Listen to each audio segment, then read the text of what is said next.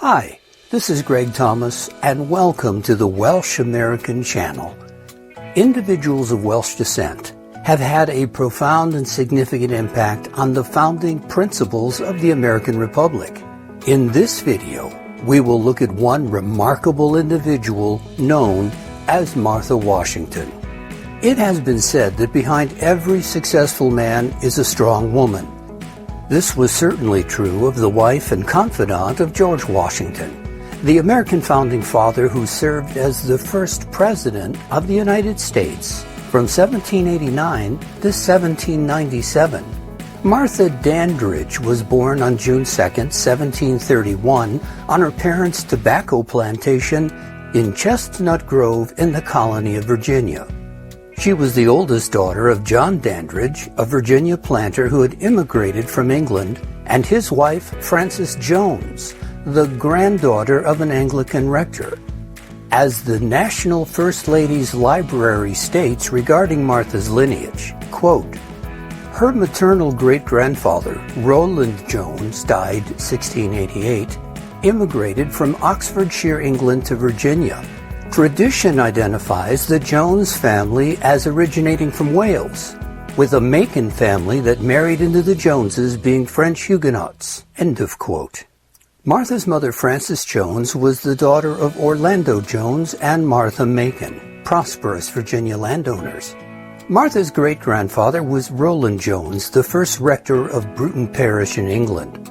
Her great-great-grandfather was another Church of England minister, also named Rowland Jones, vicar of Wendover. Martha had 3 brothers and 4 sisters. As the oldest of 8, including one sister that was 25 years her junior, Martha Dandridge played the maternal and domestic role beginning early in life. Her father was well connected with the Virginia aristocracy despite his relative absence of wealth. Martha was taught to behave as a woman of the upper class. She received a quality education for the daughter of a planter, though it was still inferior to that of her brothers. In 1749, Martha met Daniel Parke Custis, the son of a wealthy planter in Virginia. At the age of 37, Custis met 16-year-old Martha Dandridge at St. Peter's Church, where Martha attended and Custis was a vestryman.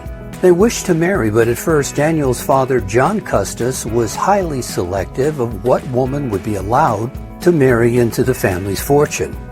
She eventually won his approval, and Martha married Custis on May 15, 1750. He was 2 decades older than she was. After they were married, Martha moved with her husband to his residence at White House Plantation. Here they had 4 children together.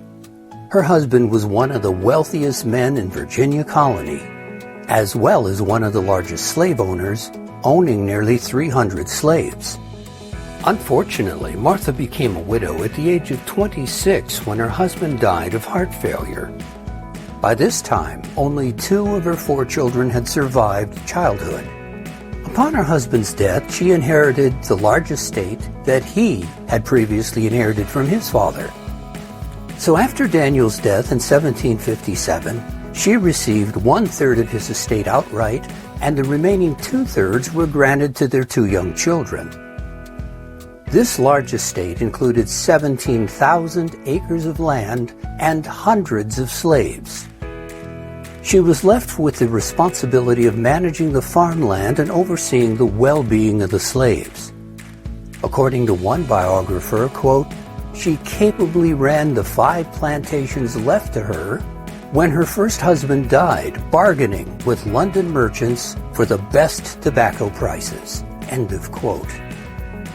There are 2 accounts of how the widow Martha met George Washington.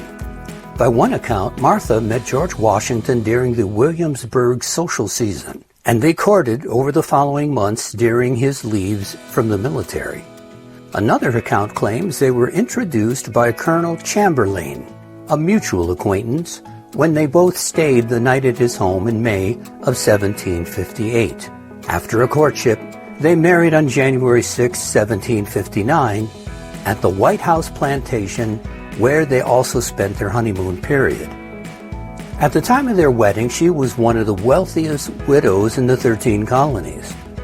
By all accounts, their marriage would remain happy over the following 40 years, in part because of their similar values and viewpoints. It was a marriage based on mutual respect and shared habits. They both maintained similar schedules in day-to-day life, and both prioritized family and their reputations over excitement and dishonesty. From 1759 to 1775, the Washingtons lived in Mount Vernon, where they tended their plantation. Martha ran the household and regularly entertained visitors. She knitted and oversaw the making of clothes, and she became very talented in curing meat in their smokehouse. The Washingtons entertained almost daily, having visitors for dinner or for longer stays as the family became more prominent in the political and social life of Virginia. George Washington skillfully used her wealth to expand their home in Mount Vernon and turn it into a profitable estate. The Washingtons had no children together, but they raised Martha's 2 surviving children. She was highly protective of them, especially after Patsy was found to have epilepsy. Sadly, in 1773, Patsy died when she was 17 during an epileptic seizure. Martha's last surviving child, John, left King's College that fall and married Eleanor Calvert in February of 1774. The Washingtons hoped for more children of their own throughout their marriage, but they were unable to conceive. One theory is that a disease like tuberculosis, measles, or smallpox may have left George infertile. Life for the Washingtons was interrupted as the American Revolution escalated in the 1770s. She strongly supported her husband's role in the Patriot movement and his work to advance his beliefs in the cause. She stayed at Mount Vernon when he was appointed Commander-in-Chief of the Continental Army in 1775, overseeing the construction of new wings to their home. She then moved to the home of her brother-in-law so as not to be so conspicuous of a target during the American Revolutionary War. The American Revolution had become increasingly stressful for Martha after the signing of the Declaration of Independence, as George faced increased risks on the battlefield.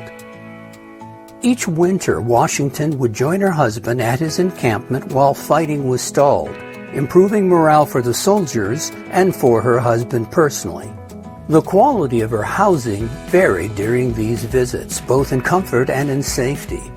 General Lafayette observed that she loved her husband madly. Martha was kept informed of the war's developments by her husband, sometimes performing clerical work for him, and she was even permitted to know military secrets. To the troops, she became a symbol of the war effort alongside her husband, as a grandmotherly figure who genuinely cared for the soldiers. On December 19th, 1777, the Continental Army settled in Valley Forge. Martha traveled 10 days and hundreds of miles to join her husband in Pennsylvania. Later in the war, the Washington's son John was serving as a civilian aide to his father during the siege of Yorktown in 1781, when he died of camp fever, what is known today as epidemic typhus. After his death, the Washingtons took in the youngest 2 of John's 4 children. The Washingtons also provided personal and financial support to the children of many of their relatives and friends. After the war, the Washingtons returned to Mount Vernon in 1783, living in retirement with their nephew, nieces, and grandchildren. Martha was now in poorer health and believed that her husband was finished with public service, being in his early 50s. She spent her time raising her grandchildren and constantly worried for their health after having lost all 4 of her children and many other relatives due to illness. But their life at Mount Vernon was interrupted again when George was asked to participate at the Constitutional Convention in 1787, and again when he was chosen as first President of the United States in 1789.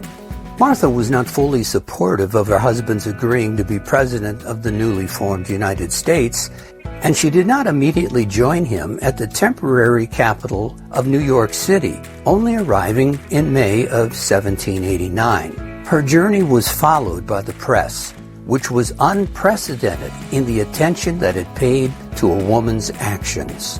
It was during this journey that she gave her only public speech as First Lady, thanking those who came to see her. She arrived on the presidential barge, escorted by her husband, immediately establishing the president's wife as a public figure. After arriving at the Capitol, Washington was referred to as Lady Washington. As the inaugural First Lady, many of Martha's practices in the White House became traditions for future First Ladies, including the opening of the White House to the public on New Year's Day, a practice that would continue until the Hoover administration. Taking her responsibility as the Lady of the House seriously, Martha returned the official calls of every lady that left her card at the heavily trafficked presidential home to ensure that everyone could reach the president. She was known to respond to everyone within 3 days. Martha was also tasked by her husband with the responsibility of hosting drawing room events on Fridays, and ladies were permitted to attend. Martha would remain seated during such events while the president greeted their guests. She was careful during these events to avoid political talk, encouraging a change of subject when it came up. Early in her husband's presidency, she had little opportunity to go out, as any action she took would have political implications. But after their move to Philadelphia, another temporary capital, the Washingtons loosened their self-imposed limits on personal activity. The time she spent with her grandchildren was a high point for Martha, who would sometimes take them to shows and museums. She also made a point of frequently attending church, owing to her Episcopalian beliefs. This is the Americanized version of the Anglican Church or Church of England. Remember, both her maternal great-grandfather and her great-great-grandfather were ministers in the Church of England, and both were named Rowland Jones. In July of 1790, artist John Trumbull gave Martha Washington a full-length portrait painting of her husband as a gift. It was displayed in their home at Mount Vernon in the New Room. When Washington learned that her husband might take on a second term as president, she uncharacteristically protested against the decision. Yet he was re-elected in 1793, and she reluctantly accepted 4 more years as the wife of the president. As the wife of both the head of government and head of state, Martha Washington was immediately faced with the pressure of representing the United States. She was aware that everything she did was setting a precedent that would be inherited by future presidential wives. She had to present the United States as a dignified nation to establish credibility among the countries of Europe. But she also had to respect the spirit of a republic by refusing to present herself as a queen. Martha balanced these responsibilities by playing the role of a social hostess at presidential events, a role that would become the primary function of the First Lady. In turn, this made the position of the First Lady an important point of contact between the President and the people. Martha presented an image of herself as an amiable wife, but privately she complained about the restrictions being placed on her life. She found the pageantry of the presidency to be boring and artificial. She was also not exempt from political attacks and criticism often levied at her husband's administration by opposition-owned newspapers. While her social role was celebrated by her husband's supporters, the Anti-Federalist criticized her as emulating royalty and encouraging aristocracy. At the same time, other critics accused her social activities of being too informal. To her displeasure, she found that she was constantly the subject of public attention, and she was forced to pay increased attention to her hair and clothes each day. Despite this, she still opted to dress simply in homespun clothes, feeling that it was a more appropriate style of dress for an American First Lady in a republic. The Washingtons left the capital immediately after the inauguration of John Adams, making the return journey to Mount Vernon, which by then had begun to decay due to neglect. Again, they went into retirement, and they supervised several renovations of their home. In the years after the presidency, the Washingtons received more visitors than ever from friends and strangers alike. Martha's husband, George, died on September 14, 1799. As a widow, she was unwilling to remain in the bedchamber where her husband had died. So she retreated to a third-floor bedchamber that one visitor described as, quote, cramped attic space, end of quote. Here she spent her final years, where she knitted, sewed, and responded to letters. Though she was the legal owner of her husband's property, she gave control of its business affairs to her relatives. She also inherited her husband's slaves on the condition that they be freed upon her death. Fearing that these slaves might hurt her, she freed them in advance. Martha's health was always somewhat precarious, and she declined after her husband's death. She had anticipated in advance her own death after that of her husband. When she developed a fever in 1802, she burned all of her husband's letters to her, summoned a clergyman to administer Last Communion, and chose her funeral dress. Only 2.5 years after the death of her husband, Martha Washington died on May 22, 1802, at the age of 70. So what is the legacy of this remarkable woman, the daughter of Francis Jones and a scion of Wales? Well, just as her husband set the precedent for the presidency, Martha established what would eventually become the role of the First Lady. She was prominent in the ceremonial aspects of the presidency, assisting her husband in his role as head of state. But she had very little public involvement in his administrative role as head of government. This would be the standard for presidential wives for the next century. Martha Washington was recognized for her humility and her mild-mannered nature, to the point that her contemporaries were often taken by surprise by her unassuming nature when meeting her. Although the title was not coined until after her death, she served as the inaugural First Lady of the United States, defining the role of the President's wife and setting many of the standard practices that future First Ladies would observe. A few final words about the respect a grateful nation later gave to her husband, George Washington. Starting in July of 1848, the Washington National Monument Society invited states, cities, and patriotic societies to contribute memorial stones for the proposed Washington Monument. The inside of this Egyptian-style obelisk contains iron spiral staircases, an elevator, and a series of corridors and landings inside the hollow tower. It is along these landings that the memorial stones can be viewed, celebrating the contribution of the different communities in America during the period. This massive 555-foot tall structure was built to honor George Washington and was the tallest structure in the world when it was completed in 1884. The specifications of these stones stated that the memorial stones had to be durable, a product of the state's soil, and measure 4 feet long, 2 feet high, and 18 inches thick. One of the stones came all the way from a quarry near Swansea, Wales. This granite Welsh plaque is one of 194 memorial stones on the inside of the tower. It was donated by Welsh citizens living in New York. At the 240-foot level of the monument sits this stone, which translated in English reads, "Our language, our country, our birthplace, Wales forever." Yes, it is true that in many cases, behind a successful man is a strong woman. For George Washington, It was a strong woman of Welsh descent. Don't forget to subscribe to our channel. If you would like to see more biographies of leading Welsh Americans, give us a like. And if you have an individual you would like us to showcase, let me know in the comments below. This is Greg Thomas saying, Hwyl am nawr, bye for now.